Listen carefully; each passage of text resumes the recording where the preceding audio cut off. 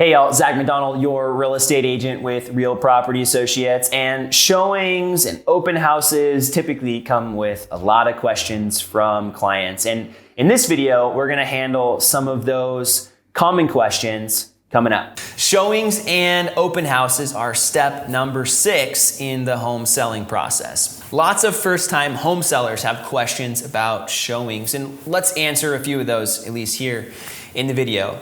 The first question you have is, how do agents and their clients access the house? And if you bought a house somewhat recently, your agent probably accessed a Bluetooth key box, and we use those Bluetooth key boxes still.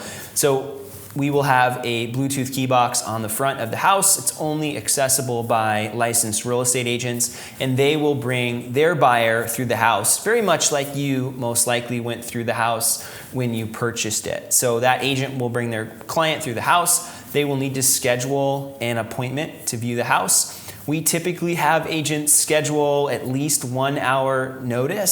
Some people like to have more notice or block off certain times of the day. So if you have special accommodations that need to be made, or maybe you even have a tenant in place and we need to give a little bit more time, that's completely okay as well. So just know that with the showings, we can adjust the amount of notice, but typically people are giving around 1 hour notice. For showings, it's typically a lot easier to schedule a showing if you're not in the home versus in the home. So the non-owner occupied houses, the vacant houses, are a lot easier to schedule showings for because there's nobody else's schedule to account for.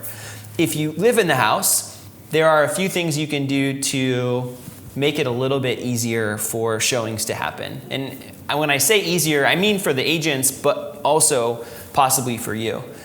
If you can, sometimes that first week, it makes sense to go on a brief weekend getaway, maybe Friday through Sunday, so that the majority of people who are going to be most interested in your house can come all at the same time over the weekend, which is most of the showings during the week will happen on the weekend. And this allows people to do that without having you home. You're not disrupted, you're having a good time, and people can take a look at your house on their schedule. Other people decide maybe it just makes sense to be gone for the whole week.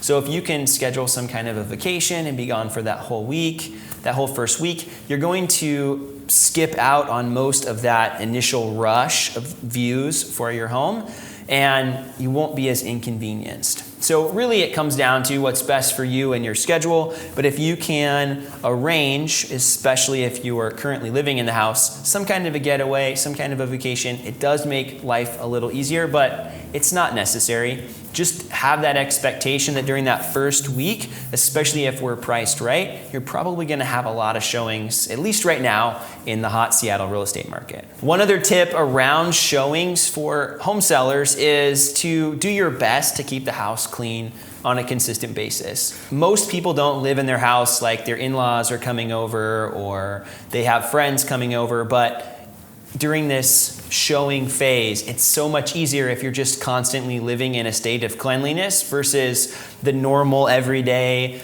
busyness of life and clutter and then trying to scramble at the last minute to get everything cleaned up. If you can just live, even if it is for a short amount of time, with everything organized and together, it's so much easier when people are scheduling those showings, and it's a lot less stressful for you. Before we move on, let's also talk about open houses. I'm recording this video in the middle of the COVID-19 pandemic, and right now open houses are not allowed.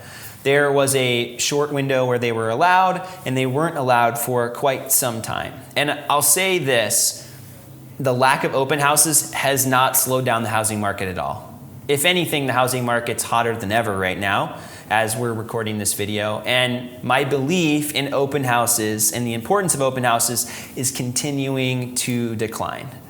Maybe open houses will come back. They probably will, because it's still a very common industry trend and a very common part of the sales process, but I really don't see the value in open houses necessarily for you as a seller. I'll share a few little secrets and tips around open houses, and ultimately, if they are allowed, you can decide to have open houses or not, but here are a few of my thoughts.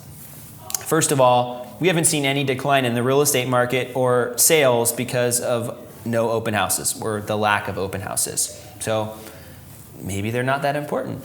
Technology's also advanced significantly. So we have the 3D walkthrough tours, we have the video tours, we have the Google Street View. So really, if you utilize all of those different things, you probably don't need to come to an open house to get a feel for what the house is like.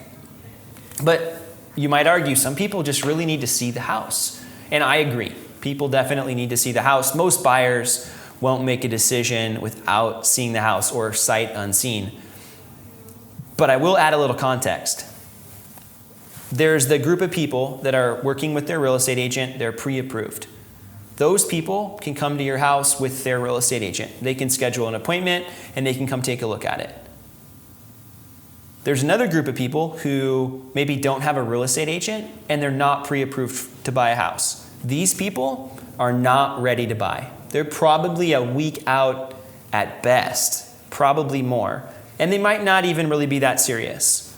And then you have this group of neighbors that are curious and they just want to see your house. They want to see what updates you've done. They maybe want to dream about their own kitchen upgrades. These are the most common groups of people coming through open houses. The first group of people can schedule a tour and they can come see your house. The other two groups of people, your neighbors and buyers that aren't really ready to go yet and aren't approved, these people don't need to come see your house. So if I was a seller, and this is my own personal opinion, I probably wouldn't hold open houses because I know this group of people can come to my house, the one that I actually want to come look at my house. They don't need to come to an open house. And the other two groups of people, I don't really want walking around in my house, especially if we're in the middle of a pandemic. And I know this isn't going to continue forever, but it's just some thoughts. I will say as well that open houses are traditionally for real estate agents. They won't want to tell you that. But the open houses are traditionally for real estate agents because before the internet, that was the best way for somebody to come see a house. And also for real estate agents, it was the best way for them to meet potential buyers because they didn't have the opportunity to go online and Google real estate agents near me. So they were going to open houses and meeting real estate agents, and that's kind of how the relationship started. And I know for my mom, when she sold real estate, that was the biggest way that she got business, was by sitting in open houses and meeting buyers that didn't have real estate agents. That was our other category of people. So if you're a seller, yes, you can definitely have open houses as long as they're permissible, but I would consider the fact that those people coming through an open house are probably not the ones buying your house, statistically speaking, and they're also probably not the ones you want through your house anyway.